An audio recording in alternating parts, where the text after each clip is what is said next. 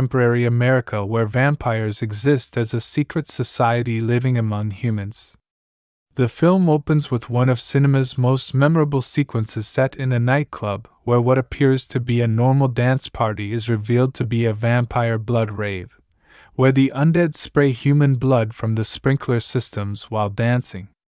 This shocking opening establishes the film's willingness to push boundaries and embrace graphic violence. We are introduced to Blade, whose real name is Eric Brooks, a human-vampire hybrid known as a Daywalker.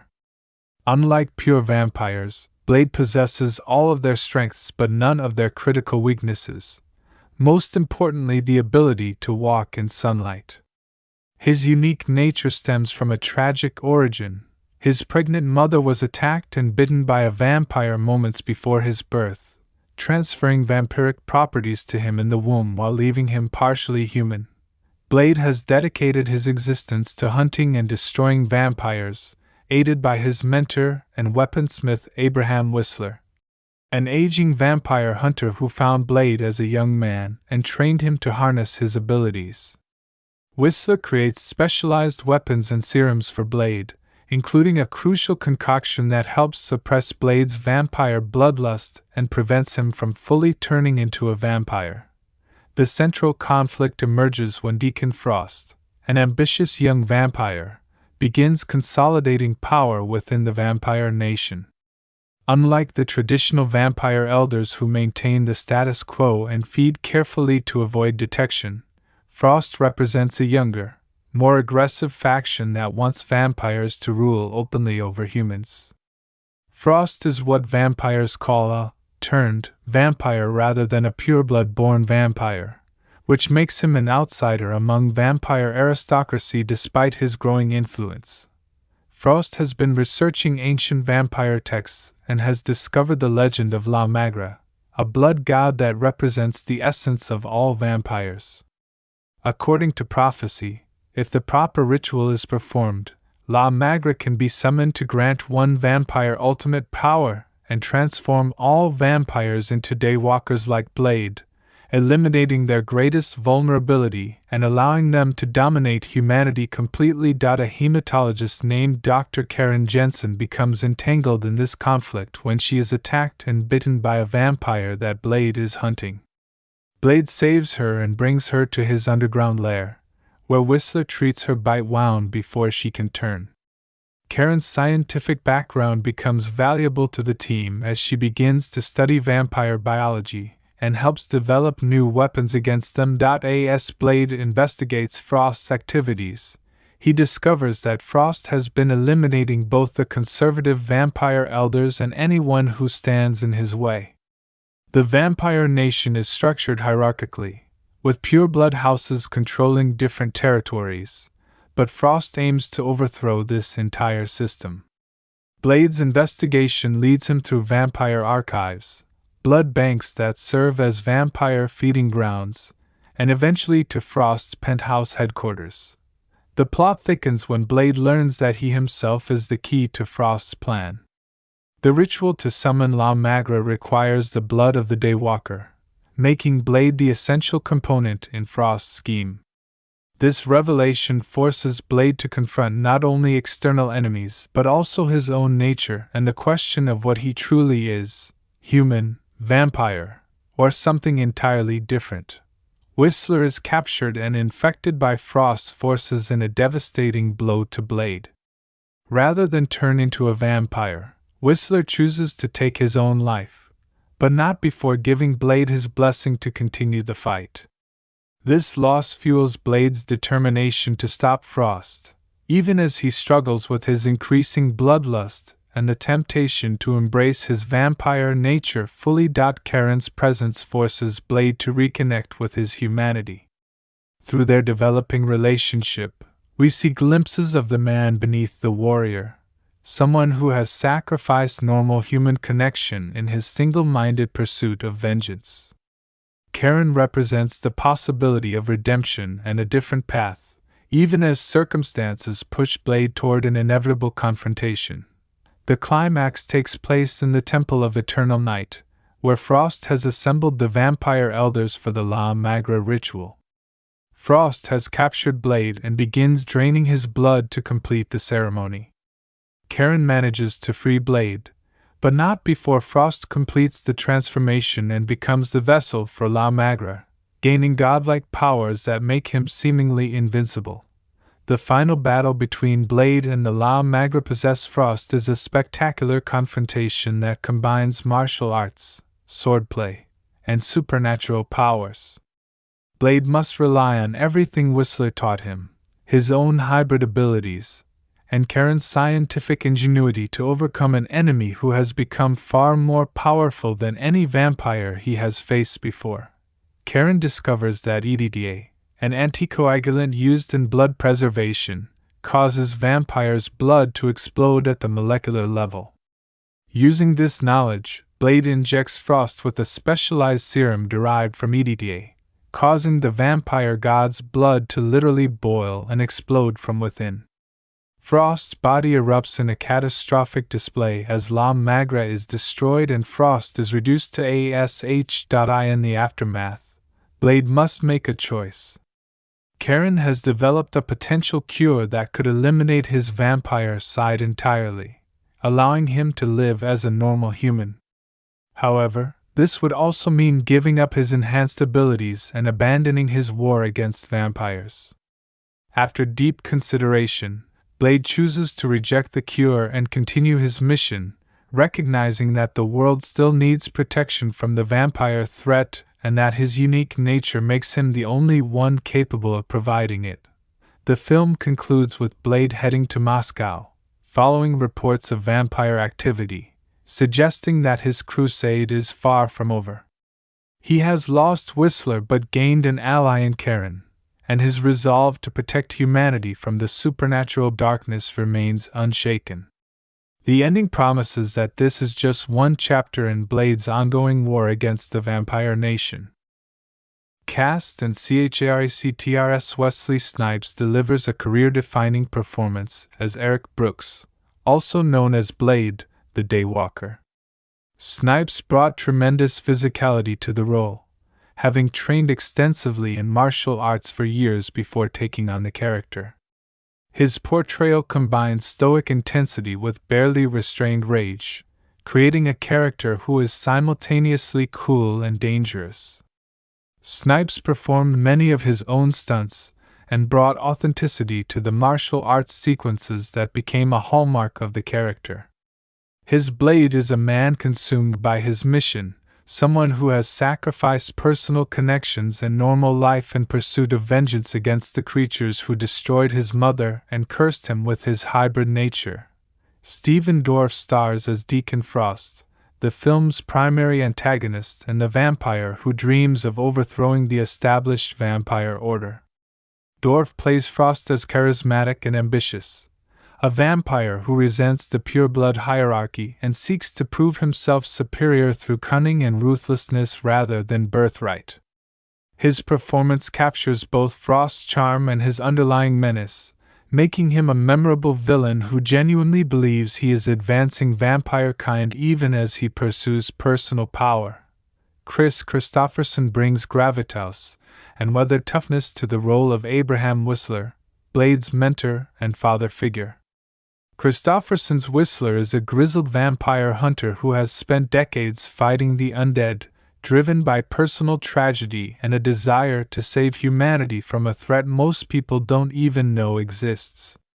His relationship with Blade forms the emotional core of the film, representing the family Blade has built for himself in the absence of normal human connections.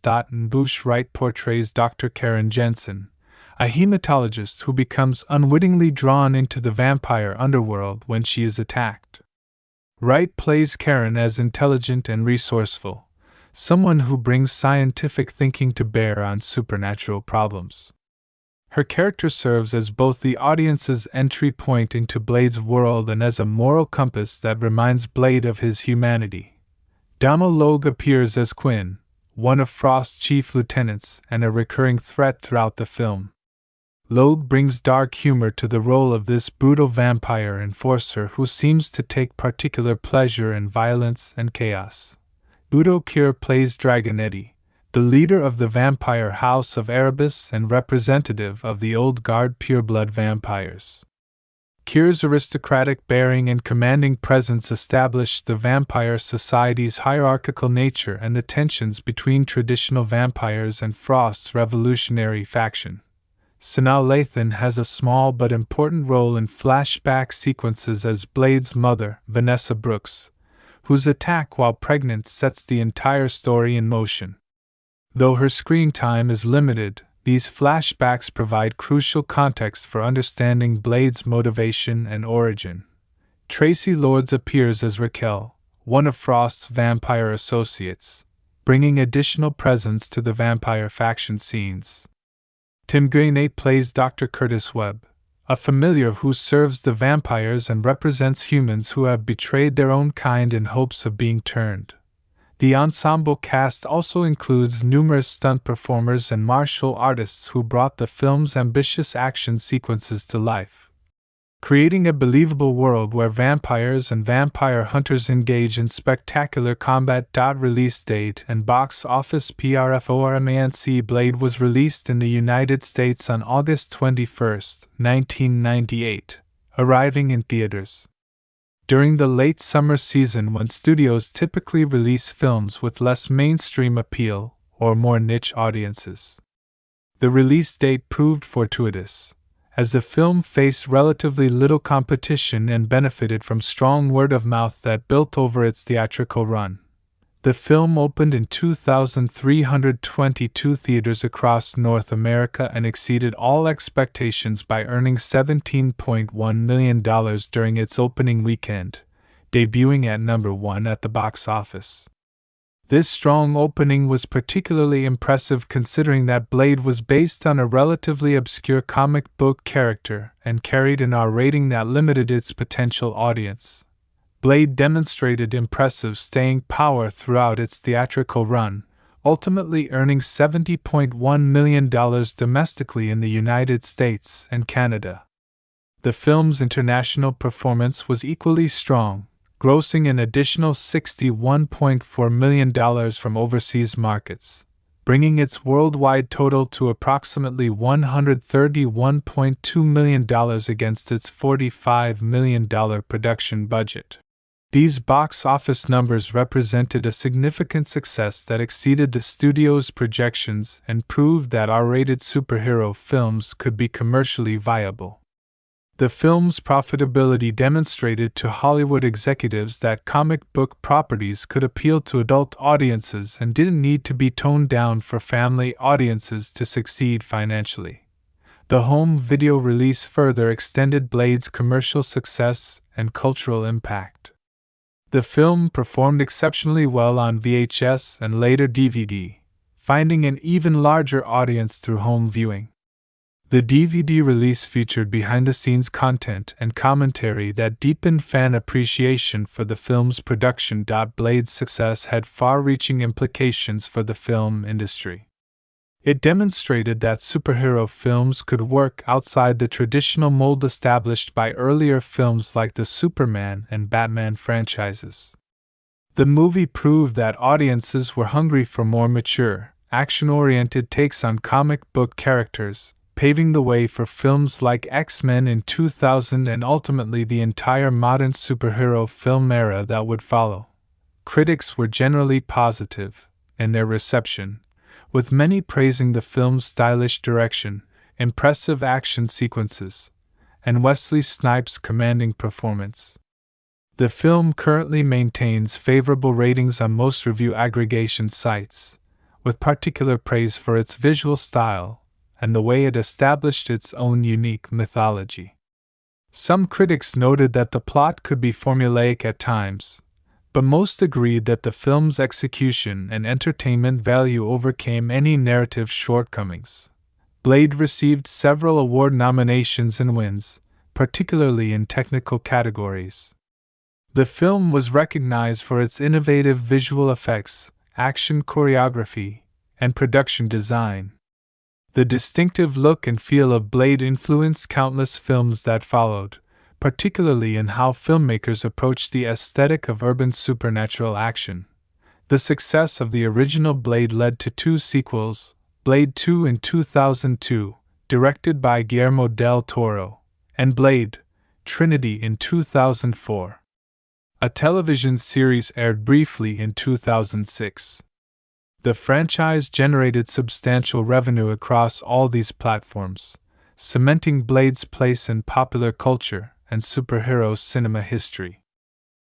Trailer and marketing. The marketing campaign for Blade took an unconventional approach for a superhero film of that era, emphasizing the movie's horror elements and mature content rather than trying to position it as family-friendly entertainment. The theatrical trailers showcased the film's dark atmosphere, spectacular action sequences, and Wesley Snipes' imposing presence as the title character. The first trailer opened with the now iconic blood rave sequence, immediately establishing the film's willingness to embrace graphic violence and disturbing imagery. This bold choice signaled to potential audiences that Blade would be unlike any superhero film they had seen before. The trailer featured heavy metal and electronic music that complemented the film's aggressive tone and urban gothic aesthetic. Marketing materials prominently featured images of Wesley Snipes in Blade's distinctive costume, black leather coat, sunglasses, sword, and an arsenal of high-tech weapons. The character's look became instantly iconic and influenced superhero costume design for years to come. The posters often used stark imagery with heavy contrast, playing up the film's noir influences and dark subject matter. The tagline, "The power of an immortal, the soul of a human, the heart of a hero," appeared in many promotional materials, succinctly capturing Blade's hybrid nature and the central conflict of his character. Other marketing emphasized phrases like, "Some immortals must die," and positioned Blade as an anti-hero operating outside conventional morality. New Line Cinema targeted the marketing campaign toward young adult males, emphasizing the action, martial arts, and horror elements. The studio recognized that the film's R rating meant they couldn't pursue a broad family audience, so they leaned into the mature content and positioned Blade as counter-programming to more conventional summer blockbusters.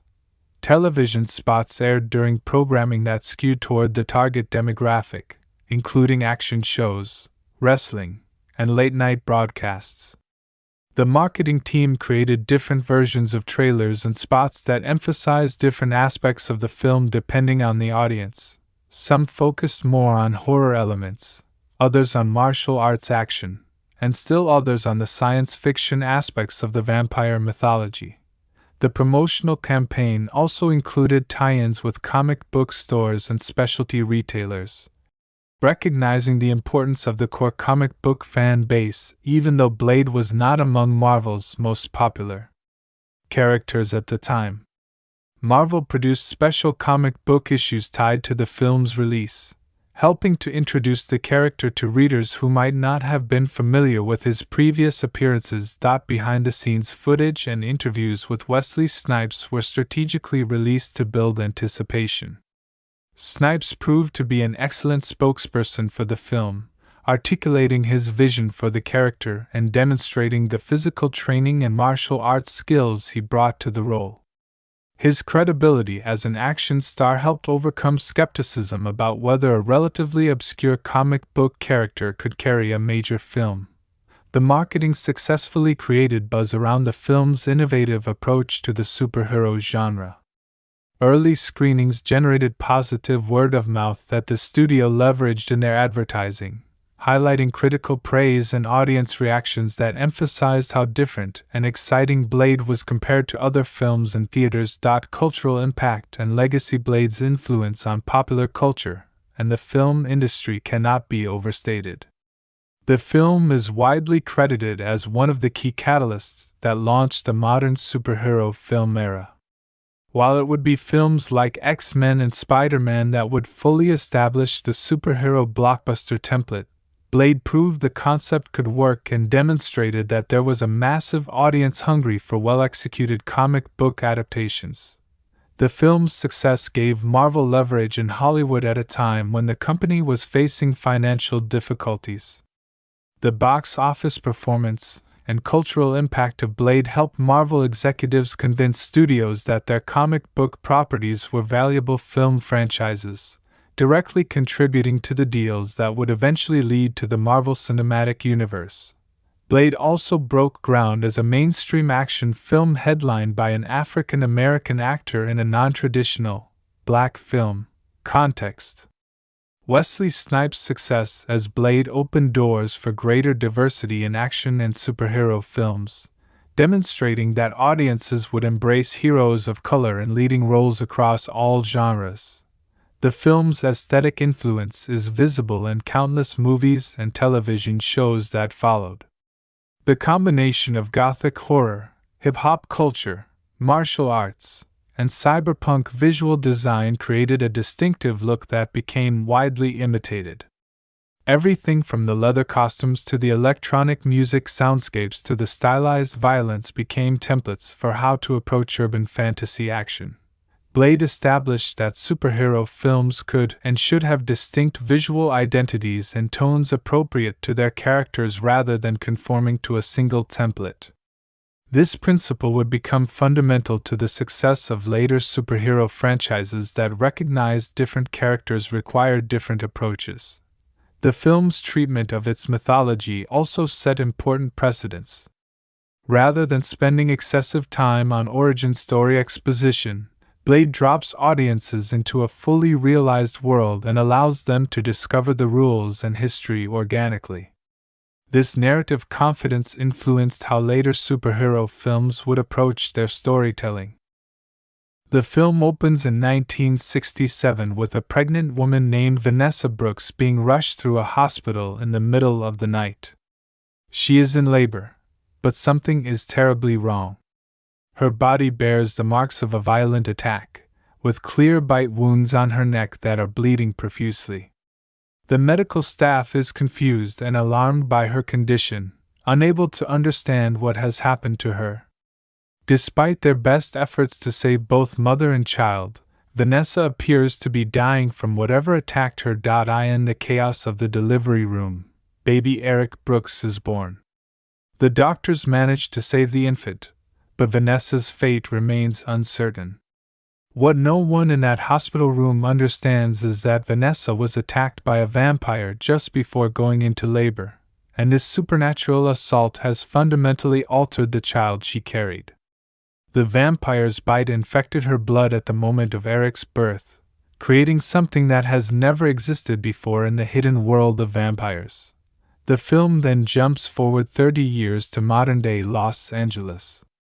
The city appears normal on the surface, with people going about their lives completely unaware of the predators living among them. The camera follows a young man who is being led by an attractive woman through the dark streets. She brings him to what appears to be an underground nightclub, telling him about an exclusive party. He is excited, thinking he has gotten lucky and found his way into an elite social scene. The blood RAV inside the club. The music is pounding and bodies are packed together on the dance floor. The young man, whose name is Dennis, begins to notice strange things. Everyone in the club seems to know each other, and they all have an unusual intensity in their eyes. The woman who brought him disappears into the crowd, leaving him alone and increasingly uncomfortable. Suddenly, the sprinkler system activates, but instead of water, blood begins raining down from the ceiling. The clubgoers erupt in ecstatic celebration, dancing and drinking the blood as it pours over them. Dennis realizes with horror that he is the only normal human in a room full of vampires, and he has been brought here as prey. He tries to run, but the exits are blocked. The vampires close in on him, their fangs extending as they prepare to feed. Just as Dennis is about to be killed, the club's metal doors explode inward. A tall figure dressed entirely in black leather strides through the smoke and chaos. This is Blade, and he has come hunting. He is armed with an array of weapons including a sword, silver stakes, and specially designed firearms loaded with silver bullets. The vampires recognize him immediately and scatter in fear, but Blade is faster than any of them. What follows is a masterful display of vampire hunting. Blade moves through the club with lethal precision, his martial arts skills and superhuman abilities making him more than a match for the undead predators. When vampires are killed in this world, they do not simply fall dead. Instead, their bodies ignite and burn away to ash in a spectacular display, leaving no evidence of their existence. Blade cuts through the vampire crowd, leaving trails of burning ash in his wake. One vampire in particular, a crude and violent creature named Quinn, engages Blade in direct combat. Quinn is one of the more formidable vampires present, but even he is outmatched. During their fight, Blade displays abilities that no normal human could possess. He is stronger, faster, and more resilient than any mortal, yet he shows none of the traditional vampire weaknesses. When Quinn asks what Blade is, the hunter responds with cold determination before continuing his assault. Blade manages to severely wound Quinn, burning much of his body, but the vampire escapes before Blade can finish him off. The other vampires flee into the night, and Blade allows Dennis to leave, having saved the young man's life. This opening sequence establishes everything we need to know about Blade's world. Vampires are real and living among humans. They are organized and numerous, and Blade is the one warrior standing between humanity and these predators. The hospital ATTACK. The film shifts to a hospital where Dr. Karen Jensen is working the night shift in the emergency room. She is a dedicated hematologist and emergency physician, respected by her colleagues for her skill and dedication. The hospital receives an unusual patient, the severely burned Quinn, who has been brought in by people claiming he was in an accident. Karen is assigned to treat him, unaware of what he truly is. As Karen examines Quinn in a private emergency room, she notices oddities about his condition. His burns are severe, yet he shows no signs of pain. His vital signs are abnormal in ways that do not make medical sense. While she is trying to understand his condition, Quinn suddenly awakens. His body begins regenerating before her eyes, the burned flesh healing at an impossible rate. Quinn's eyes open, revealing the inhuman hunger within. Karen realizes too late that her patient is not human. Quinn attacks her with savage intensity, his fangs extending as he lunges for her throat. He bites her neck, and Karen feels the vampire venom entering her bloodstream. She struggles against him, but Quinn is far stronger than any human. Just as he is about to drain her completely, Blade crashes through the window into the emergency room. Another fight erupts between Blade and Quinn. The vampire is stronger now, having fed from Karen, but he is still no match for the Daywalker. Blade drives Quinn back with a combination of martial arts and weaponry. During the fight, Quinn manages to escape again by fleeing through the hospital corridors. Blade pursues him but must also attend to Karen, who is lying wounded and going into shock from the vampire bite. Blade makes a critical decision. Normally, anyone bitten by a vampire will begin transforming into a vampire themselves within hours.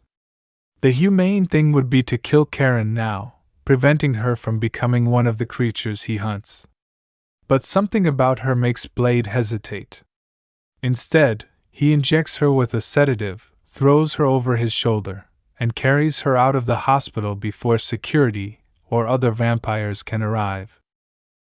Rising star in action HERO. Throughout the early and mid-1990s, Wesley Snipes became one of Hollywood's most bankable stars, particularly in action films. He appeared in White Men Can't Jump in 1992, a basketball comedy drama where he starred alongside Woody Harrelson. The film was both a commercial and critical success, showcasing Wesley's ability to handle comedy and drama while also displaying his athletic prowess.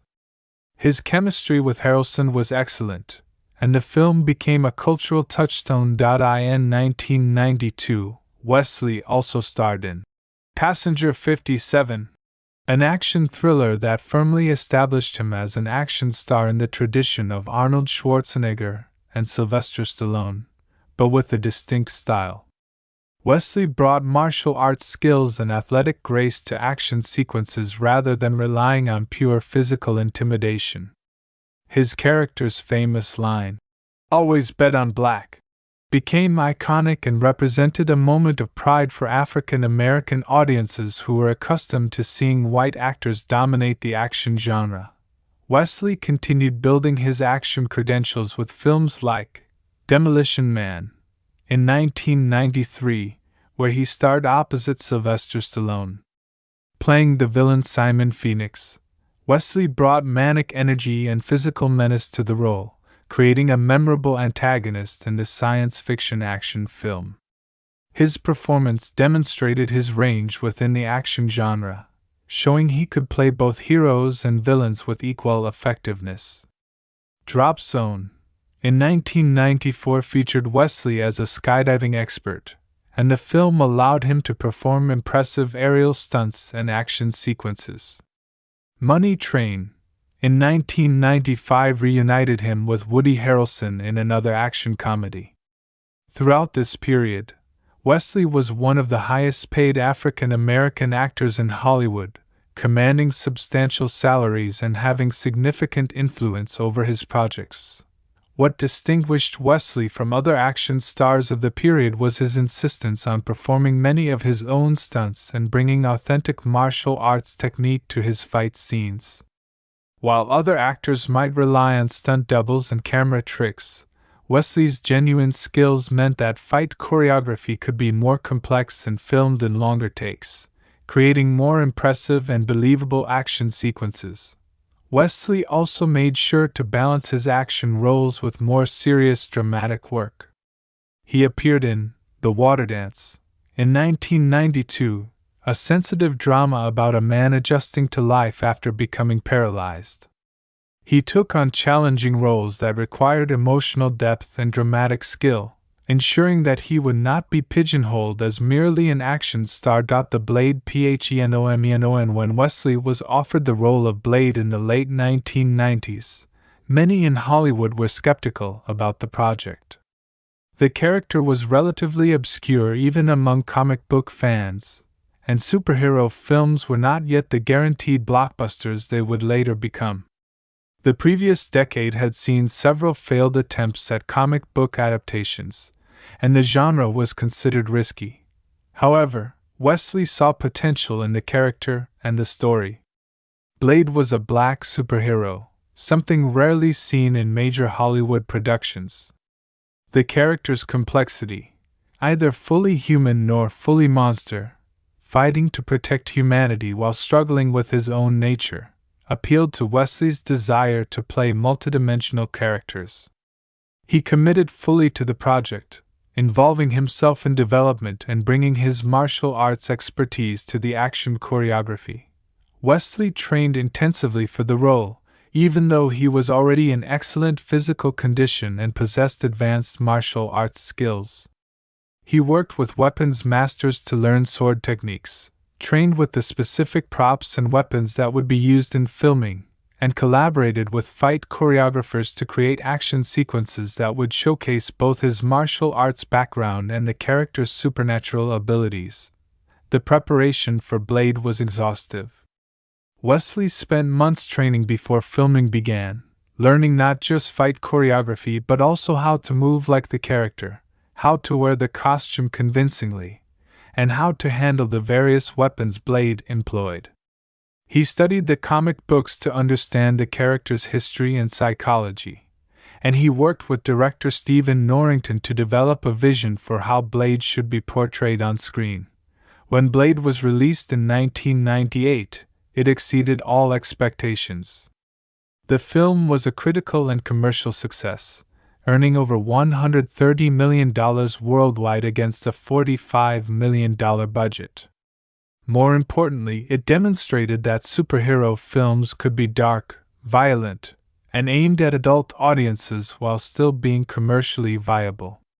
Wesley's performance was praised for its intensity and physicality, and the film became a cultural phenomenon. Blade's success cannot be overstated in terms of its impact on cinema history. The film directly paved the way for the modern superhero film era. Studios took notice that comic book properties could be profitable, leading to increased investment in superhero adaptations. Films like X-Men and Spider-Man, which would launch the true superhero blockbuster era, owed a debt to Blade for proving the concept could work. For Wesley personally, Blade represented the pinnacle of his career in many ways. He had created an iconic character that blended action, horror, and superhero elements in a way that had never been done before. His performance influenced how future superhero characters would be portrayed, demonstrating that these films could feature complex, conflicted heroes rather than simply straightforward paragons of virtue. The success of Blade led to 2 sequels. Blade 2, in 2002, was directed by Guillermo del Toro and was even more successful than the original, earning over $155 million worldwide. Wesley returned to the role with the same commitment and intensity, and the film featured even more elaborate action sequences and visual effects. Blade Trinity, in 2004, completed the trilogy, though it was less critically acclaimed than its predecessors. Wesley Snipes' complete life history. Yearly life and childhood. Wesley Trent Snipes was born on July 31, 1962, in Orlando, Florida. He came into the world during a transformative period in American history, when the civil rights movement was reaching its peak and the nation was grappling with questions of racial equality and social justice. His parents were Marion Long, who worked in the school system as a teacher's assistant, and Wesley Rudolph Snipes, an aircraft engineer. Growing up in a middle-class African-American family, young Wesley was exposed to both the possibilities and challenges that faced Black Americans during the 1960s and 1970s. When Wesley was still very young, his family made a significant move that would shape his entire future. They relocated from Orlando to the South Bronx in New York City, one of the most challenging and culturally vibrant neighborhoods in America. The South Bronx during the late 1960s and early 1970s was a place of extreme contrasts. It was economically depressed, suffering from urban decay, high crime rates, and deteriorating infrastructure. Buildings were abandoned, poverty was widespread, and violence was a daily reality for many residents. However, the South Bronx was also a crucible of creativity and cultural innovation. This was the birthplace of hip-hop culture, where DJs, MCs, breakdancers, and graffiti artists were creating entirely new forms of artistic expression. The neighborhood pulsed with energy, diversity, and a fierce sense of community despite its hardships. Young Wesley grew up surrounded by this complex environment, learning street wisdom while also being exposed to incredible creativity and resilience. Growing up in such a challenging environment could have led Wesley down many negative paths. Gang violence, drugs, and crime were ever-present temptations in his neighborhood. Many of his childhood friends and acquaintances would not escape these traps. But Wesley's mother, Marion, was determined that her son would have better opportunities. She emphasized education, discipline, and the importance of having goals and working toward them. She encouraged Wesley's interests and made sure he stayed focused on productive activities. From an early age, Wesley showed an interest in performing. He was naturally charismatic and athletic, with a physical presence that made him stand out even as a child. His mother enrolled him in classes at the High School of Performing Arts in Manhattan, one of the most prestigious institutions for young performers in the country. This school, which would later become famous as the inspiration for the movie and television series Fame, provided intensive training in various performing arts disciplines. At the High School of Performing Arts, Wesley was exposed to formal training in acting, dance, and musical performance. He studied alongside other talented young people who were equally passionate about the arts. The school demanded discipline and dedication, requiring students to balance rigorous academic coursework with intensive artistic training. Wesley thrived in this environment, discovering that he had genuine talent and that performing gave him a sense of purpose and identity. During his teenage years, Wesley also developed a serious interest in martial arts. He began training in various disciplines, starting with Shotokan karate and later expanding to include other styles. Martial arts provided Wesley with physical discipline, mental focus, and a philosophical framework for understanding conflict and self-improvement.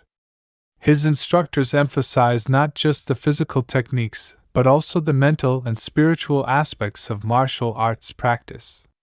This training would become one of the defining elements of Wesley's life and career. Wesley's martial arts journey was serious and committed. He did not simply take a few classes or learn some basic moves.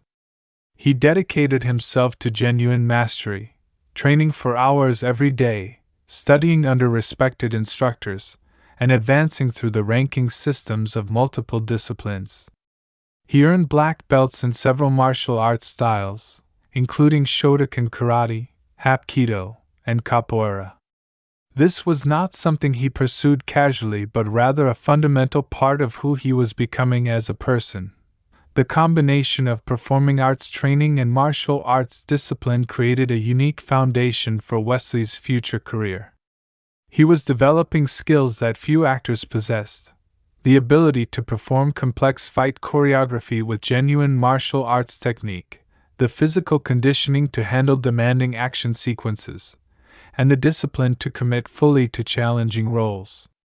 He did not yet know exactly how these skills would serve him, but he was building a toolkit that would later make him perfect for certain types of roles. Early career and BRAKTHRUGH. After graduating from the High School of Performing Arts, Wesley continued his education at the State University of New York at Purchase, where he studied drama and further refined his acting skills. The SUNY Purchase Theater program was known for its rigor and for producing serious actors who approached their craft with dedication and intelligence. Wesley immersed himself in classical training, studying the great playwrights and learning various acting techniques and methodologies. During his time at SUNY Purchase, Wesley began auditioning for professional roles. The early 1980s were a challenging time for African American actors in Hollywood and on Broadway. Opportunities were limited, and black actors were often offered only stereotypical or supporting roles. Leading roles, particularly in major productions, were rarely available to actors of color. Wesley faced these industry barriers while trying to establish himself as a professional performer. His first significant break came when he was cast in the soap opera All My Children in 1984. Soap operas were a traditional training ground for young actors, providing steady work and the opportunity to perform regularly before cameras. Wesley appeared on the show for a period, gaining valuable on-camera experience and learning the technical aspects of television production.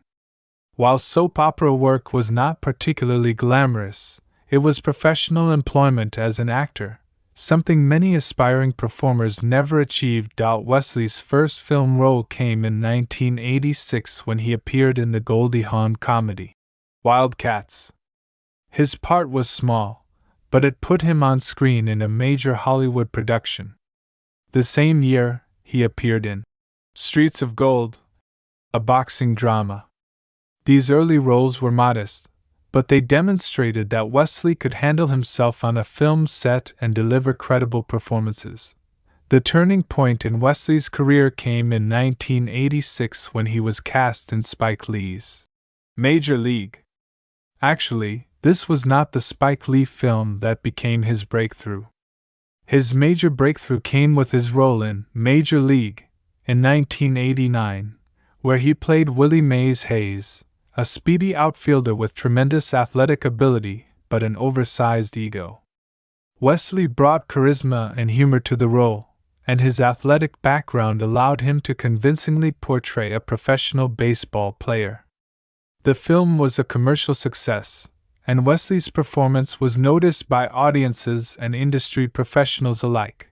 However, Wesley's truly transformative role came when Spike Lee cast him in Mo' Better Blues in 1990. Spike Lee was emerging as one of the most important African American filmmakers, creating smart, culturally significant films that address Black experiences with authenticity and artistic vision. In Mo' Better Blues, Wesley played a supporting role, but his performance demonstrated his dramatic range and his ability to bring depth to his characters. The collaboration with Spike Lee continued and deepened with Jungle Fever in 1991.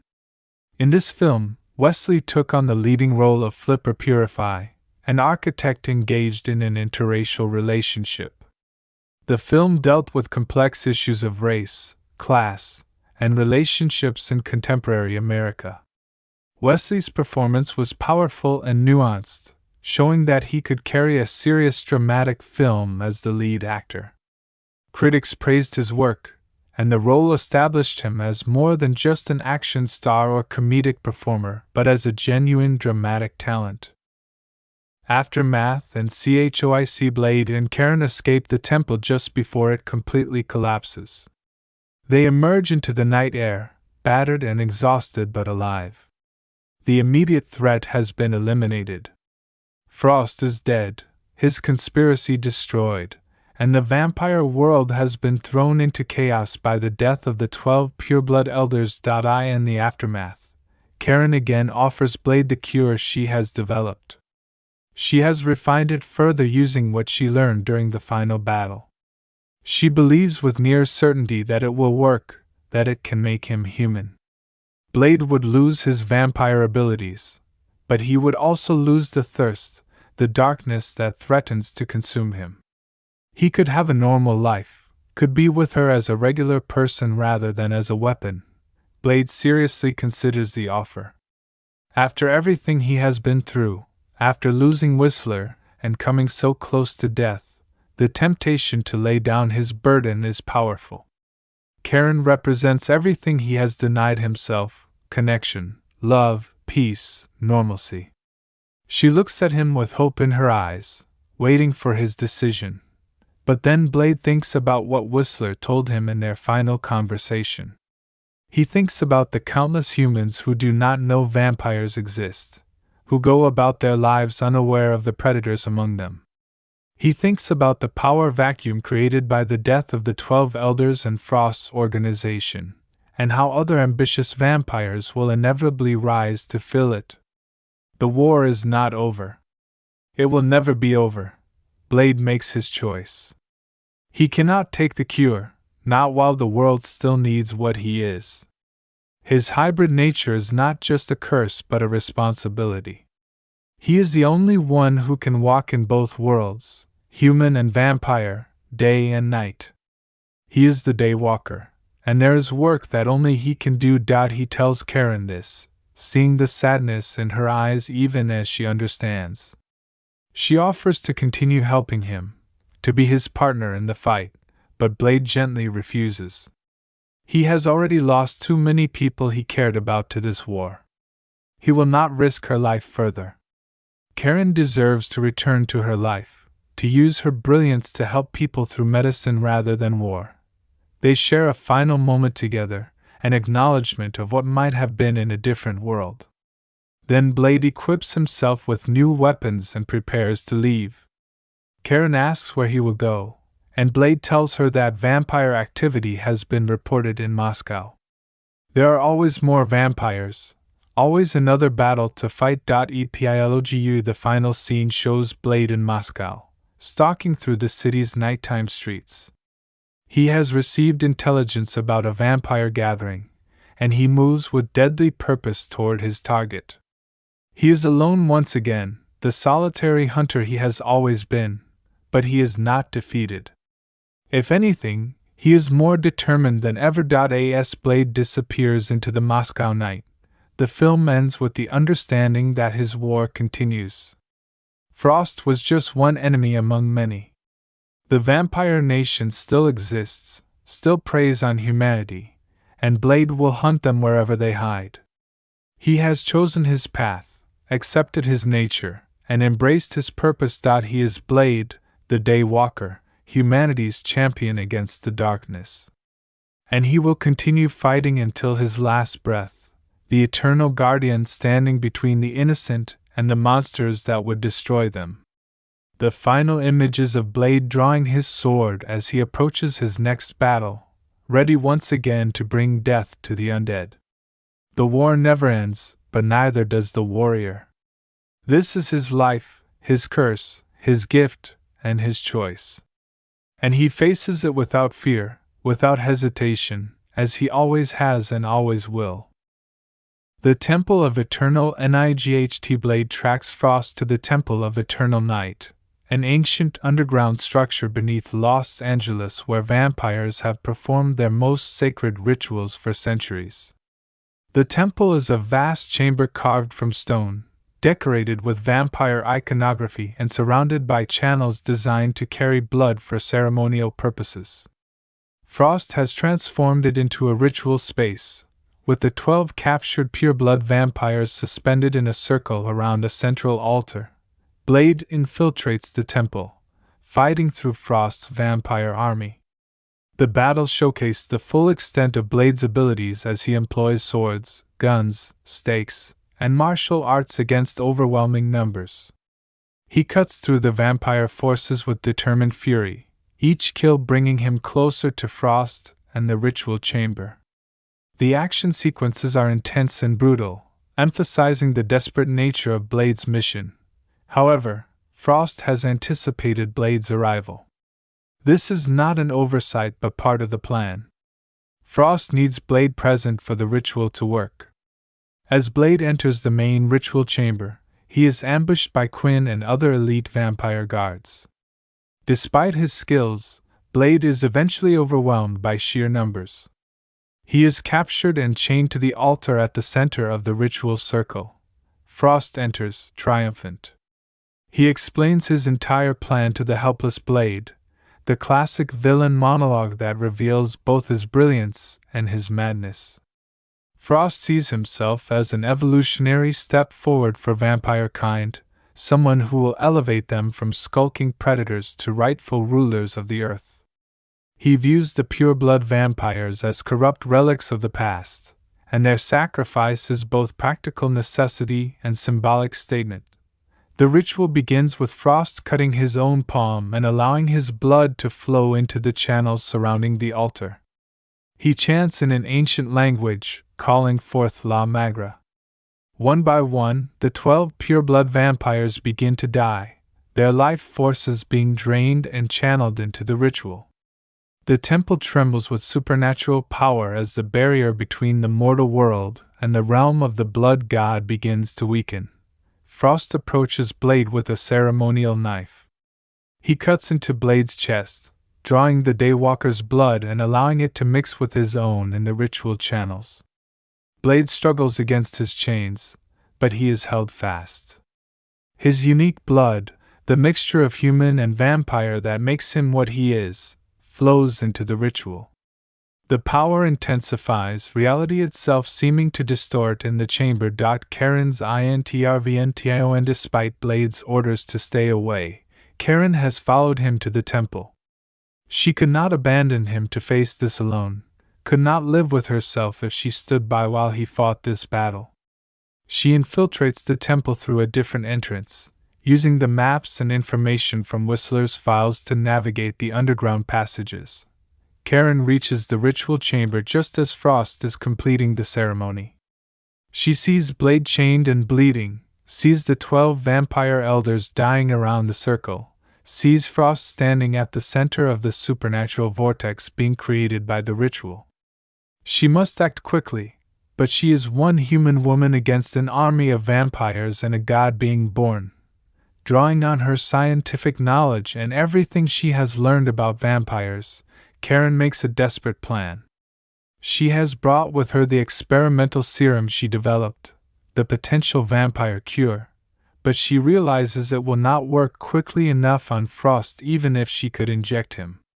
However, she has also brought samples of EDTA, an anticoagulant used commonly in blood storage and testing.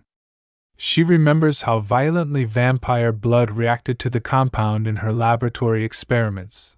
Karen creates a distraction, setting off explosives she placed as she navigated the temple. In the chaos, she reaches Blade's position and begins working on his restraints. She tells him about the EDTA, about how it causes vampire blood to explode at the molecular level. If they can get it into Frost's system, it might be able to destroy him even after the transformation. Blade's hands come free just as Frost notices Karen's presence. The vampire moves to kill her, but the ritual has reached its critical moment. The energy being channeled through the 12 sacrifices and Blade's blood coalesces around Frost. There is a blinding flash of light, and when it clears, Frost has been transformed. He has become the vessel for La Magra, the blood god incarnate. The final battle the La Magra possessed Frost is terrifyingly powerful.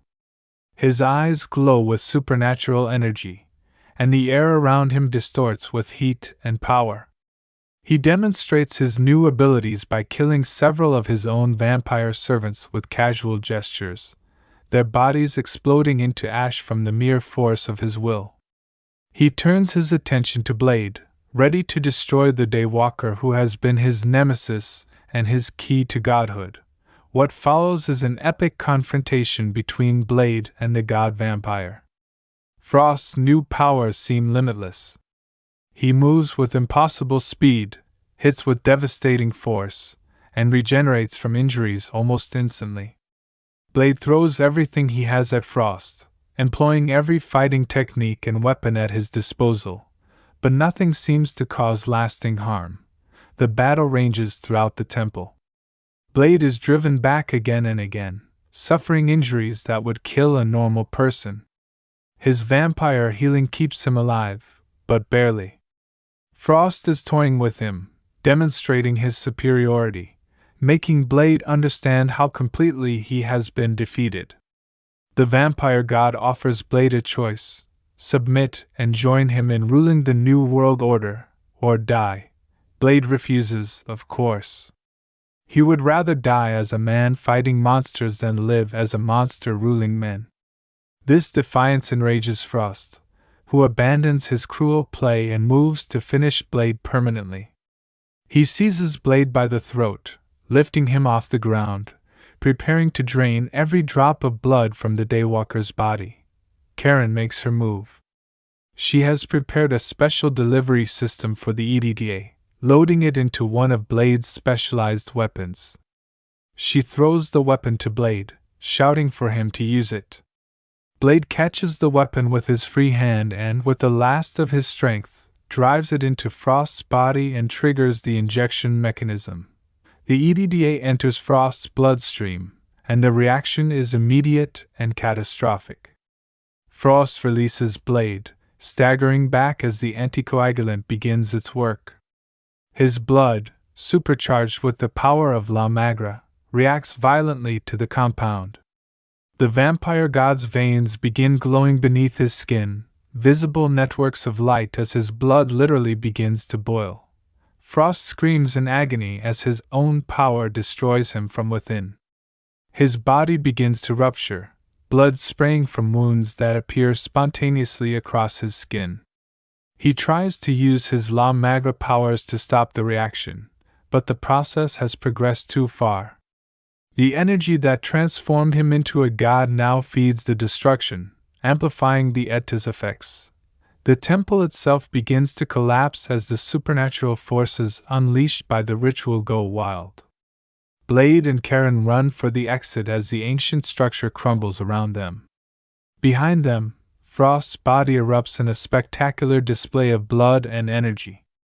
The vampire god burns away to nothing, destroyed by the very power he sought to control. La Magra, the blood god, returns to the supernatural realm, and the temple is reduced to rubble. Frost's plan revealed through various means, including interrogation of captured vampires and research into vampire archives. Blade discovers the full extent of Frost's plan. The ambitious vampire has been translating the Vampire Bible, an ancient text called the Book of Erebus that contains the mythology and history of vampire kind.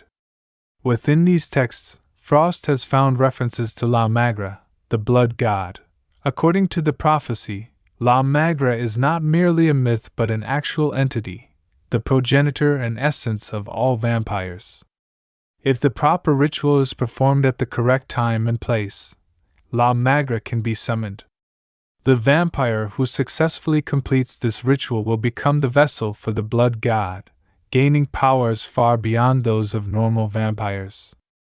Most significantly, this transformation would eliminate the weakness to sunlight, creating a true immortal daywalker with godlike abilities. The ritual requires specific components. It must be performed at the Temple of Eternal Night during a specific astronomical alignment.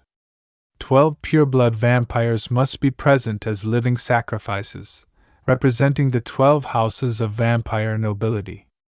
And most critically, the ritual requires the blood of the Daywalker, Blade himself. Blade is not just Frost's enemy. He is the essential ingredient in Frost's scheme to transcend normal vampire existence. This revelation recontextualizes everything that has been happening.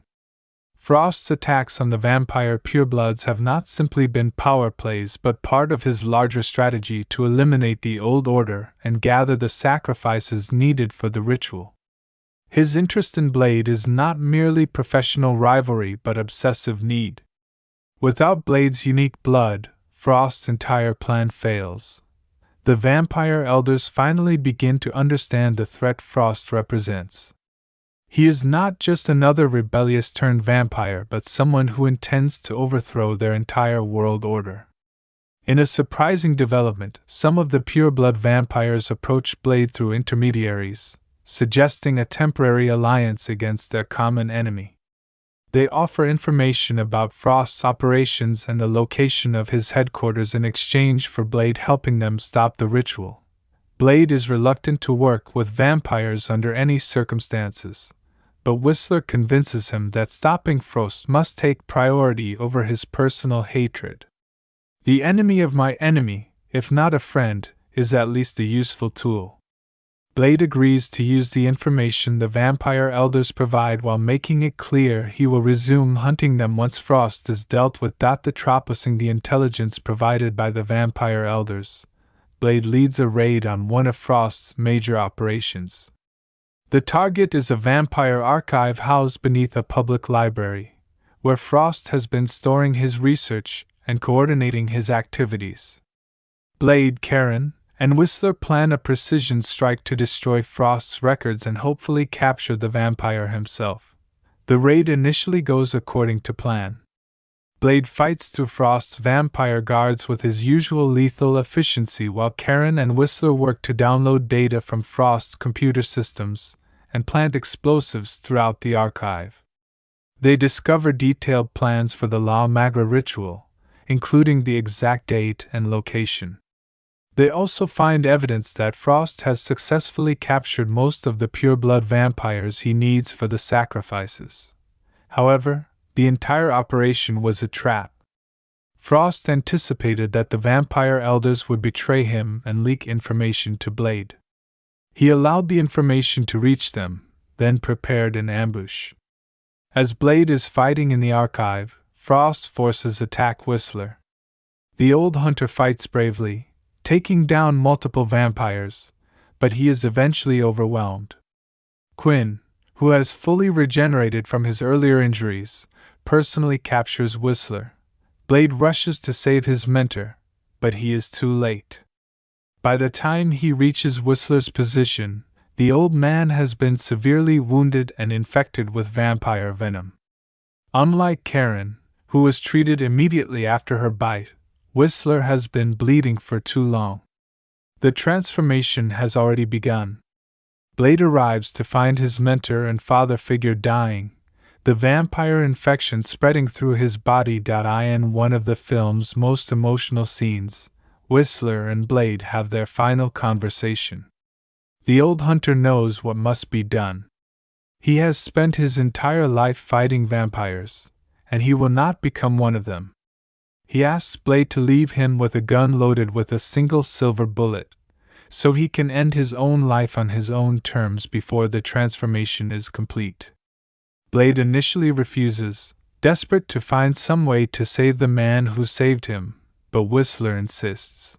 Whistler reminds Blade of why they fight, not for revenge, but to protect the innocent people who do not know the dangers lurking in the darkness. He tells Blade that Karen represents a chance for him to hold on to his humanity, to be more than just a weapon.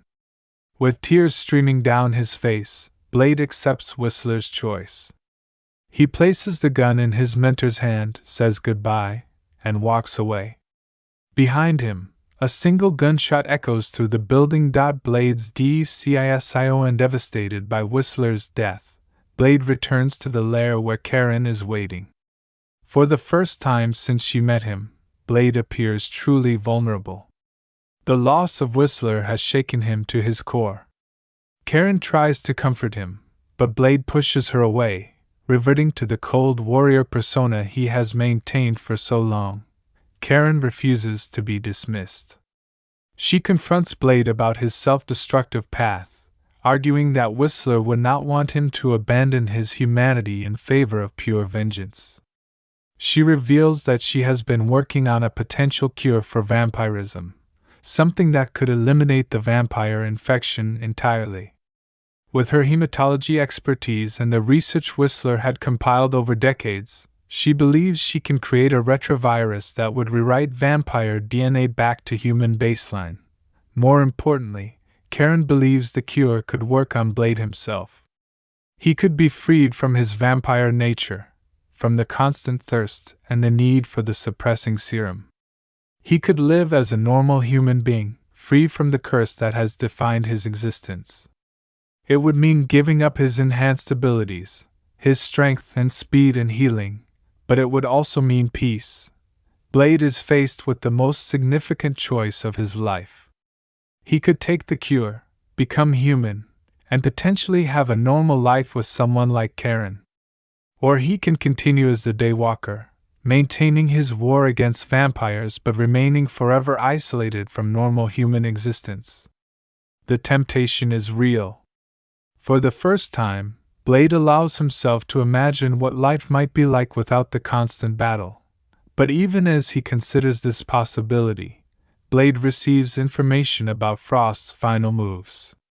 The vampire has captured all 12 pureblood elders and is preparing for the La Magra ritual. If Blade does not act now, Frost will complete his transformation and become unstoppable. The decision crystallizes. There will be time for cures and normal life later, but now the world needs the Daywalker. Blade tells Karen he cannot take the cure, not yet. Too many lives depend on him being able to fight what is coming. Karen understands, even as her heart breaks a little. She offers to help him in the final confrontation, but Blade refuses to let her risk herself further. This is his fight, his destiny. He arms himself with every weapon Whistler ever made for him, preparing for what he knows will be his most dangerous battle. Blade's lair. Karen awakens in a dark, industrial space filled with weapons, computer equipment, and scientific apparatus. This is Blade's headquarters, a hidden lair located in what appears to be an abandoned warehouse. She is strapped to a medical table, and an older man is examining her bite wound. This is Abraham Whistler, and he is preparing to treat Karen's infection before it is too late. Whistler is a gruff, weathered man who has spent decades hunting vampires. He explains to the terrified Karen that she has been bitten by a vampire and will soon turn into one herself unless they act quickly. He has developed a serum that can prevent the transformation if administered soon enough after the bite. Karen, despite her scientific training, struggles to accept the reality of what she is being told. Vampires are supposed to be myths, stories told to frighten children, not real predators living in the modern world. Blade returns to the lair, and Karen gets her first real look at the man who saved her life. Without his sunglasses, she can see his eyes, which hold both human intelligence and something else, something predatory. Whistler and Blade explain the truth about vampires to Karen. They are not supernatural demons but rather a form of altered humanity, closer to a virus that rewrites human biology. Vampires have their own society, their own hierarchies and politics, all hidden from the human world they feed upon. The conversation reveals crucial information about Blade himself. He is neither fully human nor fully vampire, but something in between. His mother was bitten by a vampire while pregnant with him, and the infection altered him in the womb. He possesses all the vampire strengths, enhanced physical abilities, regeneration, longevity, but few of their weaknesses. Most importantly, unlike true vampires, Blade can walk in sunlight without burning, earning him the name Daywalker among vampire kind. However, Blade's hybrid nature comes with its own curse. He experiences the vampire thirst for blood, a constant hunger that threatens to overwhelm his humanity. Whistler has developed a serum that suppresses this thirst, but it is only a temporary solution.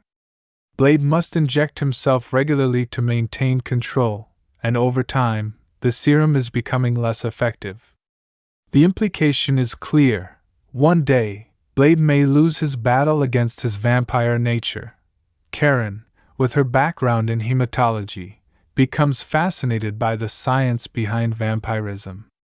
Whistler shows her samples of vampire blood under a microscope, and she observes how it behaves differently from human blood. She begins to understand that vampires are not magic but biology, a parasitic condition that can potentially be studied and understood. Her scientific mind starts working on the problem even as she processes the trauma of what has happened to her. The vampire WRLD through a combination of Blade's investigation and flashback sequences. We learn about the vampire society that exists in the shadows of human civilization. Vampires are divided into houses or clans, each led by pureblood vampires who were born as vampires rather than turned from humans. These purebloods form an aristocracy that has existed for centuries, maintaining strict control over vampire society and enforcing rules about how and when vampires can feed. The vampire elders meet in council, conducting their affairs with the formality of ancient nobility. They see themselves as superior beings engaged in the careful management of the human herd. Their philosophy is one of sustainable predation. Take enough to survive, but never so much that humans discover the truth. They view turned vampires, those who were once human, as inferior, necessary for maintaining vampire numbers but never truly equal to those born to the bloodline. However, there is a growing faction within vampire society that rejects this old order. Led by Deacon Frost, these younger vampires believe the pureblood system is outdated and cowardly. Frost himself is a turned vampire, someone who was made rather than born, and he deeply resents the aristocratic purebloods who look down on him despite his obvious power and intelligence. He has been gathering followers among other turned vampires, building a power base that threatens the traditional order. Frost is not content with the shadows. He believes vampires should rule openly, dominating humanity rather than hiding from it. The only thing preventing this, in his view, is the vampire weakness to sunlight. If this limitation could be overcome, vampires would be unstoppable. Frost has become obsessed with ancient vampire prophecies and legends, searching for a way to transcend the normal limitations of vampire existence. Blade has been tracking Frost's activities for some time. He knows the vampire is planning something significant, but the details remain unclear. Blade's investigation leads him to various vampire establishments, blood banks that serve as feeding grounds, nightclubs owned by vampire fronts, and the businesses that form the economic infrastructure of vampire society. Every trail seems to lead back to Frost, but the vampire is always one step ahead. Karen's involvement Karen, having survived the initial transformation period thanks to Whistler's serum, finds herself unable to return to her normal life. The hospital believes she disappeared, possibly kidnapped or killed. The vampire world now knows of her existence, making her a target. She cannot go home, cannot contact her friends or family. Her life as she knew it is over. Rather than succumb to despair, Karen chooses to fight. Her scientific expertise becomes valuable to Blade and Whistler's operation. She begins analyzing vampire blood samples, looking for weaknesses that can be exploited. She theorizes about ways to create more effective weapons against vampires, using her knowledge of hematology to understand their unique biology. For the first time in years, Blade has someone who can engage with him on an intellectual level, someone who sees the vampire problem as a puzzle to be solved rather than simply enemies to be destroyed. Karen also serves as a moral anchor for Blade. She sees the man beneath the warrior, the humanity he is fighting to preserve within himself. Through their conversations, we learn more about Blade's past. He grew up knowing he was different, discovered by Whistler as a teenager when the old hunter recognized what he was. Whistler took him in, trained him, gave him purpose. But that purpose has consumed everything else in Blade's life. He has no friends, no relationships, no existence beyond the hunt. Karen challenges Blade's nihilistic worldview. She suggests that there might be more to life than endless war, that his hybrid nature could be a gift rather than just a curse. She represents hope and the possibility of redemption, something Blade has not allowed himself to consider in years.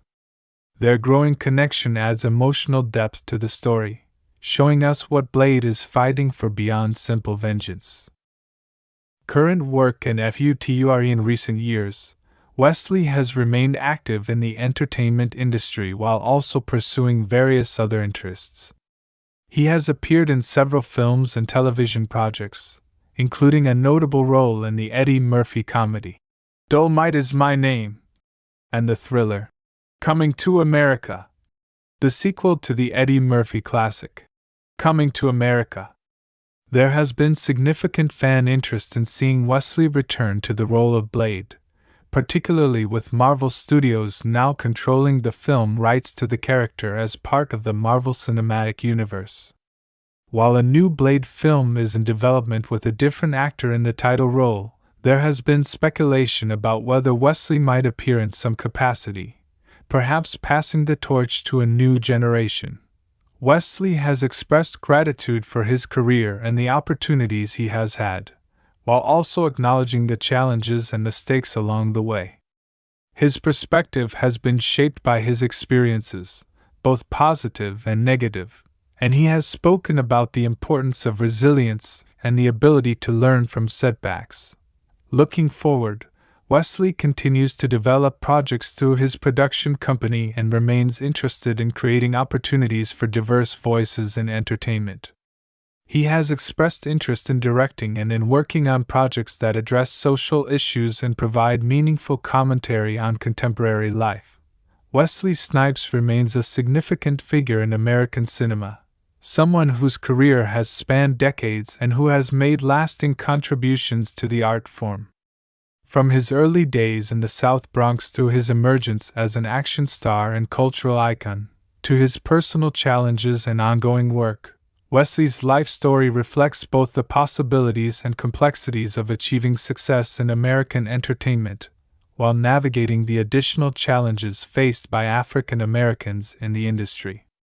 His legacy as an actor, martial artist, and cultural figure continues to influence new generations of performers and audiences. Business ventures and interests beyond acting, Wesley has been involved in various business ventures throughout his career. He founded A Films, a production company, with the goal of developing projects that would provide opportunities for diverse casting and tell stories often overlooked by major studios. Through this company, he has produced several films and has been involved in developing projects that might not otherwise receive studio backing. Wesley has also been interested in technology and has invested in various tech ventures over the years. He has spoken about seeing technology as a democratizing force that can create opportunities for people regardless of their background. His interest in technology extends to how it can be used in filmmaking, and he has been supportive of innovations in film production and distribution. Real estate has been another area of investment for Wesley. Like many successful actors, he has purchased properties in various locations, both as investments and as residences for himself and his family. The management of these properties and other business interests has required Wesley to develop skills beyond acting, learning about contracts, negotiations, and financial management.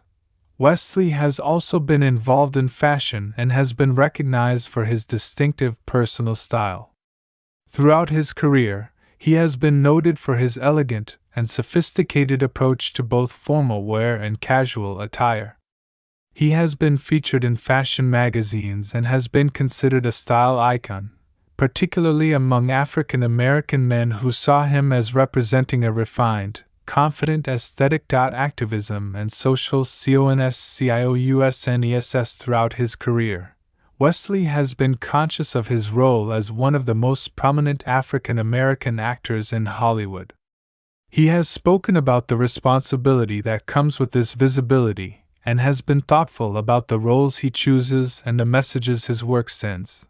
Wesley has been an advocate for greater diversity in Hollywood, both in front of and behind the camera. He has spoken publicly about the limited opportunities available to black actors and filmmakers and has called for studios to invest in more diverse stories and perspectives. Through his production company and his choice of projects, he has tried to create opportunities for other performers and filmmakers of color. He has also been involved in various social causes, though he has generally taken a quieter approach to activism than some other celebrities. He has supported educational initiatives, programs for at-risk youth, and various charitable organizations. His approach has been more about direct action and support rather than public advocacy or political statements.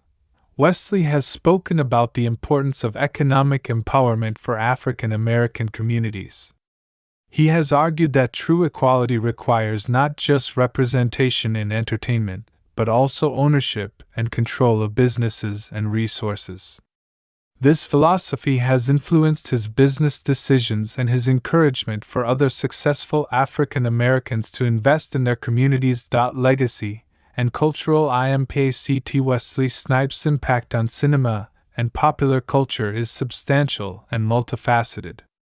As Blade, he created one of the first successful black superhero characters in film, paving the way for later characters like Black Panther and others. He demonstrated that black actors could successfully lead major action franchises and that audiences of all backgrounds would embrace these films. His career has spanned multiple decades and included work in various genres, from comedy to drama to action to horror. This versatility has distinguished him from actors who become typecast in a single genre or character type. Wesley has shown that a black actor could navigate different genres successfully, challenging industry assumptions about the types of roles actors of color could handle. Wesley's commitment to martial arts and his insistence on bringing authentic technique to his action sequences has influenced how action cinema approaches fight choreography.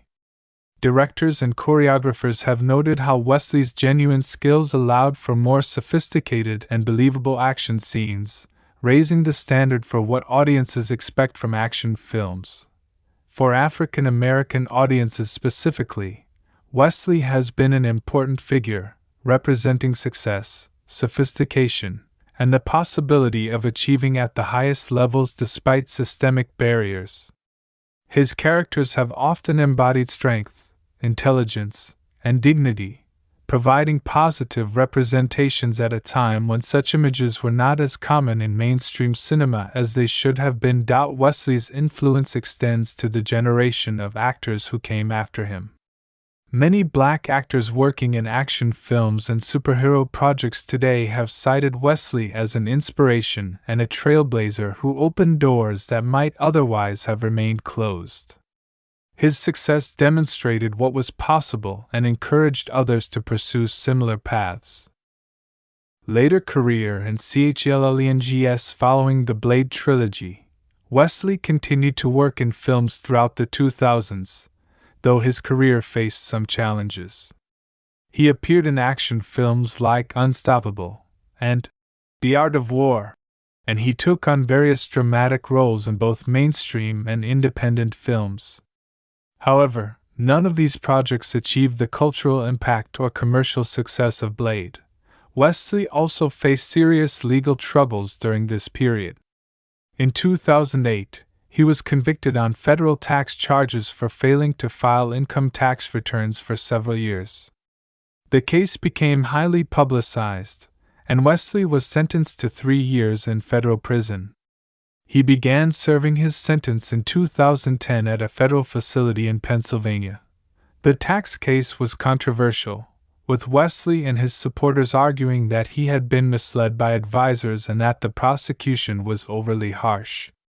Others viewed it as a case of a wealthy individual attempting to avoid his legal obligations. Regardless of the merits of various arguments, the conviction and imprisonment had a significant impact on Wesley's career and public image. Wesley was released from prison in 2013 after serving his full sentence.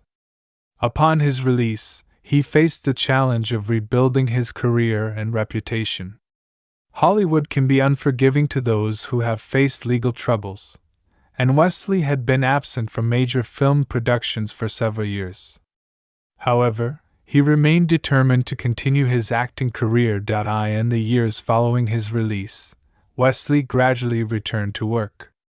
He appeared in The Expendables 3 in 2014, joining an ensemble cast of action stars in a franchise built on nostalgia for 1980s and 1990s action cinema. The role was relatively small, but it represented his return to major Hollywood production. Wesley has continued working steadily since then, appearing in various films and television projects. He has also become involved in producing and developing projects, using his industry experience and connections to create opportunities not just for himself but for other performers and filmmakers. He has been particularly interested in projects that provide opportunities for African American actors and tell stories from Black perspectives. Martial arts mastery and PHILOSOPHY. Throughout his life, Wesley's commitment to martial arts has remained constant. He holds black belts in multiple disciplines including Shotokan karate, Hapkido, capoeira, and has trained extensively in Brazilian jiu-jitsu, kung fu, and other martial arts systems. His approach to martial arts has always been holistic, viewing it not merely as fighting technique but as a philosophy for life. Wesley has spoken extensively about how martial arts training shaped his character and approach to challenges. The discipline required to advance in martial arts, the countless hours of repetitive practice, the physical pain endured during training, the mental focus needed to learn complex techniques, all translated into his approach to acting and life generally. He learned patience, persistence, and the importance of continuous self-improvement. In interviews throughout his career, Wesley has discussed how martial arts philosophy influenced his understanding of conflict, both physical and otherwise. The martial arts' emphasis on avoiding unnecessary conflict while being prepared to defend oneself resonated with Wesley's approach to navigating Hollywood and the challenges of being a black actor in an industry not always welcoming to people of color. Wesley has also been a proponent of martial arts training for young people, particularly in urban communities like the one where he grew up. He has spoken about how martial arts can provide structure, discipline, and positive role models for young people who might otherwise be drawn into negative activities. He has supported various programs that bring martial arts instruction to underserved communities. His martial arts background has remained relevant throughout his career. Even in roles that did not specifically call for martial arts, Wesley's physical control and movement quality, developed through decades of training, have enhanced his performances. Directors and choreographers have consistently praised his ability to learn complex physical sequences quickly and execute them with precision. Personal life and family. Wesley's personal life has included multiple marriages and children. His first marriage was to April Du Bois in 1985, and they had a son together named Jelani S.R. Snipes. This marriage ended in divorce in 1990, as Wesley's career was beginning to take off and the demands of Hollywood life created strain on the relationship. In 2003, Wesley married Nikki Park, a painter from South Korea. This marriage has proven more enduring, and together they have 4 children. Wesley has spoken about how fatherhood has changed his perspective and priorities, making him more thoughtful about the legacy he leaves and the example he sets. His children with Nikki include Akhenaten Kiwati Snipes, Isa Juati Snipes, Alafia Jayati Snipes, and Alamaya Moati Snipes. Wesley has generally kept his family life private, protecting his children from the intense scrutiny that often accompanies celebrity. He has expressed the view that his children deserve to develop their own identities without being defined by their father's fame. However, he has also shared that being a father has been one of his most important and rewarding roles, more significant in many ways than any film part. Throughout his life, Wesley has maintained connections to both his Orlando roots and the South Bronx community where he grew up. He has not forgotten where he came from, and he has been involved in various charitable activities and community programs aimed at helping young people from similar backgrounds achieve their potential. Wesley has also been interested in African history and culture, reflecting a broader movement among African Americans to connect with their ancestral roots. He has traveled to Africa multiple times and has spoken about the importance of understanding African history and culture as part of his identity as an African American. This interest is reflected in some of the names he chose for his children, which draw from African languages and traditions. Blade, 1998. Budget, production details and memorable humorous moments. Budget and financial. BRAKDOWN. Blade was produced with a production budget of approximately $45 million, which was considered a moderate budget for an action film in 1998. This was not a massive blockbuster budget like those afforded to films such as Titanic or Armageddon from the same era, but it was substantial enough to allow for quality production values, practical effects, and the hiring of talented crew members. The budget allocation for Blade was carefully managed across various departments. A significant portion went toward the complex action sequences and fight choreography that would become the film's signature elements.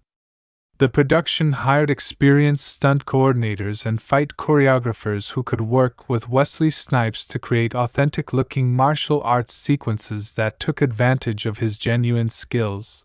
Special effects consumed a considerable portion of the budget. The film required both practical effects and early CGI technology to bring the vampire mythology to life. The signature effect of vampires burning away to ash when killed required extensive practical effects work combined with digital enhancement. Each vampire death scene had to be carefully choreographed and executed, with stunt performers, pyrotechnics experts, and visual effects artists working together to create the memorable disintegration sequences. The costume department had a significant budget for creating Blade's iconic look. The black leather coat, tactical vest, weapons harness, and other elements of Blade's costume had to be both visually striking and functional for the demanding action sequences. Multiple versions of each costume piece were created to account for stunt work, close-up shots, and the inevitable damage that occurs during action filming. Weaponry was another area requiring substantial investment. The production needed to create Blade's extensive arsenal, including his signature sword, various firearms, silver stakes, and the unique weapons seen throughout the film. These had to be created in multiple versions: hero props for close-up shots, stunt versions that were safer for action sequences, and practical versions that could actually function for certain shots. Location costs were managed by filming primarily in Los Angeles, which allowed the production to take advantage of existing infrastructure and experienced local crew members. However, the production also needed to create several elaborate sets, including the vampire nightclub for the opening blood rave sequence, Blade's underground lair, the vampire archive library, and the Temple of Eternal Night for the final confrontation. The blood rave sequence alone was expensive to produce. The production had to create a functional nightclub set with a custom sprinkler system that could spray fake blood throughout the space. Hundreds of extras were needed to populate the club, all requiring costumes and makeup. The fake blood used in this sequence was substantial in volume, and multiple takes meant going through enormous quantities of the sticky substance. Marketing and distribution costs added significantly to the overall financial investment, though these are typically separated from production budget figures.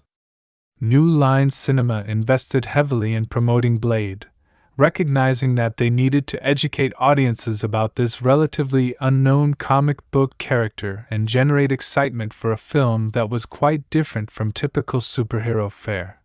The film's ultimate worldwide gross of approximately $131 million meant that Blade was highly profitable.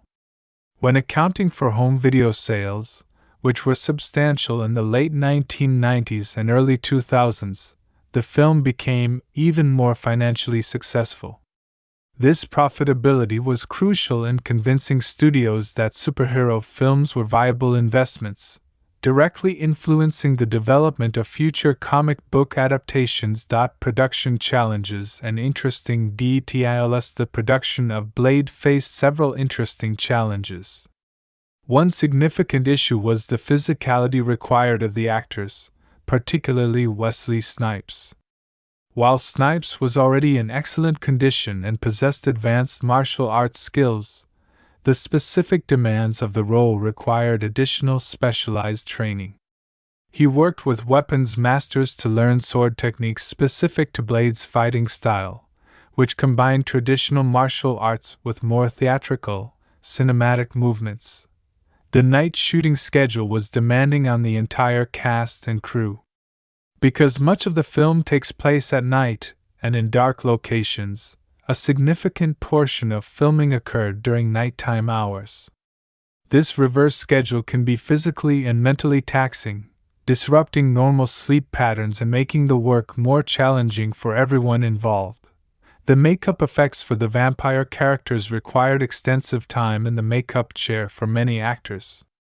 Creating convincing vampire looks, especially when characters transformed from human appearance to full vampire mode with extended fangs and changed facial features, required skilled makeup artists and patient performers willing to sit through lengthy application processes. Stephen Dorff's portrayal of Deacon Frost required him to undergo physical training as well, though not to the extent of Snipes' preparation. Frost needed to appear formidable and capable in fight scenes, even though his character relied more on cunning and supernatural power than pure martial skill. The climactic battle between Blade and the La Magra-possessed Frost required extensive wire work and special effects coordination. The blood used throughout the film created practical challenges. Staged blood is notoriously difficult to work with because it stains everything it touches, is slippery underfoot, and can damage equipment if not carefully managed. The crew had to take extensive precautions to protect cameras, lights, and other equipment during the blood rave and other sequences featuring substantial blood effects. Creating Blade's underground lair required building an extensive set that felt both functional and atmospheric. The production designers created a space that looked like it could actually serve as a vampire hunter's headquarters, with weapon racks, computer systems, scientific equipment, and Whistler's workshop. Every detail had to be thought through to maintain the illusion that these characters actually lived and worked in this space. Funny and lighter moments in the film. While Blade is primarily a dark, violent action horror film, it does contain several moments of humor that provide relief from the intensity and showcase the personalities of the characters. These moments were carefully placed to give audiences brief respites from the relentless action and horror elements. One of the most memorable lighter moments occurs during the interrogation of Pearl, the massively obese vampire archivist who serves as a record keeper for the Vampire Nation. Pearl is discovered in the vampire archives, a grotesque figure surrounded by ancient texts and modern technology. When Blade and his allies confront Pearl, the vampire tries to play innocent and cooperative while clearly being terrified of the Daywalker. The interrogation scene contains dark humor as Blade threatens Pearl in creative ways. At one point, Blade uses a specialized ultraviolet lamp designed to burn vampires, applying it to Pearl's skin to encourage truthfulness. Pearl's reactions, his desperate attempts to appear helpful while trying to minimize the information he provides, create a darkly comedic dynamic. The character's exaggerated physicality and his obvious fear of Blade despite his own supernatural nature provide humor through contrast. Another humorous element appears in Quinn's character, though it is dark humor befitting the film's tone. Quinn is a brutal, violent vampire, but he is also somewhat dim-witted and prone to making mistakes. His repeated failures to successfully fight or outwit Blade create a running thread of him being the vampire who just cannot seem to win. When Quinn is burned severely in the opening club sequence and brought to the hospital, his eventual regeneration and attack on Karen has horrific elements but also absurd qualities in how over-the-top his resurrection is presented. The dynamic between Blade and Whistler contains moments of dry humor, particularly in Whistler's sarcastic observations about vampires and vampire society. Chris Christopherson's delivery brings a weathered, seen-it-all quality to Whistler's character, and his occasional sardonic comments about the ridiculousness of vampire behavior provide levity. His matter-of-fact approach to the supernatural creates humor through understatement. Karen's initial reactions to the vampire world provide fish-out-of-water humor. As a scientist and medical professional, she approaches the supernatural with rational skepticism, and her attempts to apply scientific thinking to vampire mythology create amusing moments.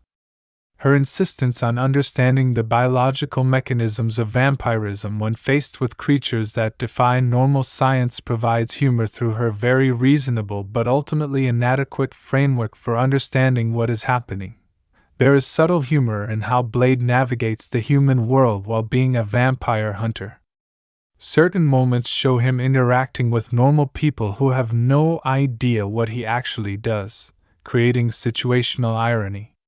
His entire existence is absurd when viewed from the perspective of normal society. He is a leather-clad warrior carrying an arsenal of weapons hunting creatures that most people do not believe exist. The film also contains visual humor in some of the vampire designs and behaviors. The vampire nightclub culture, with its goth aesthetics and pretensions, is presented in ways that occasionally tip into the ridiculous. The vampires take themselves very seriously as superior beings, but the film sometimes presents them in ways that undercut this self-importance, showing them as ultimately just predators with delusions of grandeur. Deacon Frost's character has moments of dark charisma that border on humor. Stephen Dorff plays Frost as someone who is genuinely brilliant and dangerous, but also somewhat ridiculous in his ambition and self-regard. His interactions with the pureblood vampire elders, where he barely conceals his contempt for their traditions while scheming to destroy them, contain elements of dark comedy in his obvious duplicity. The pureblood vampire council scenes themselves have a certain pompous absurdity. These ancient vampires conduct their business with elaborate formality, speaking in grandiose terms about their superiority, while ultimately being outmaneuvered by Frost. The contrast between their self-importance and their actual ineffectiveness creates ironic humor.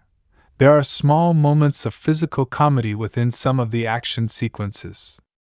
While the fights are intense and violent, there are occasional beats where a vampire is dispatched in a particularly creative or unexpected way that generates a brief moment of dark amusement. The choreography sometimes includes flourishes that are more about looking cool than being strictly realistic, and there is humor in the sheer excess of Blade's fighting style. The film's approach to vampire weaknesses occasionally generates humor. The various substances and weapons that harm vampires, silver, garlic, sunlight, are treated seriously within the film's logic, but there are moments where the specificity of vampire vulnerability becomes almost comical. The fact that vampires have evolved an entire hidden society, but can still be taken down by what are essentially fancy cooking ingredients has inherent absurdity. One particularly memorable moment involves Blade's armory, and the sheer excess of weapons he maintains. The camera reveals rack after rack of specialized vampire hunting tools, each designed for specific purposes. There is dark humor in the obsessive thoroughness of the preparation, the idea that someone has spent so much time designing and building weapons for creatures that most people do not believe exist. The hospital scene where Quinn regenerates has elements of body horror but also absurdity. The medical staff's complete inability to understand what they are dealing with, combined with Quinn's grotesque transformation, creates a moment that is simultaneously horrifying and somewhat ridiculous. The over-the-top nature of his resurrection, with flesh regenerating visibly, pushes into territory that becomes almost campy. Throughout the film, there is also humor in the contrast between Blade's incredible coolness and the messy, chaotic reality of vampire hunting. Blade is presented as supremely competent and stylish, but the actual work of hunting vampires is bloody, difficult, and often involves unpleasant situations. This contrast between the idealized image and the messy reality creates subtle humor. The film's dialogue occasionally includes quippy one-liners that provide moments of levity. These are delivered primarily by Blade and Whistler, characters who have been doing this work long enough to have developed a dark sense of humor about it. The one-liners are never prolonged enough to undercut the film's serious tone, but they acknowledge the inherent absurdity of the situations.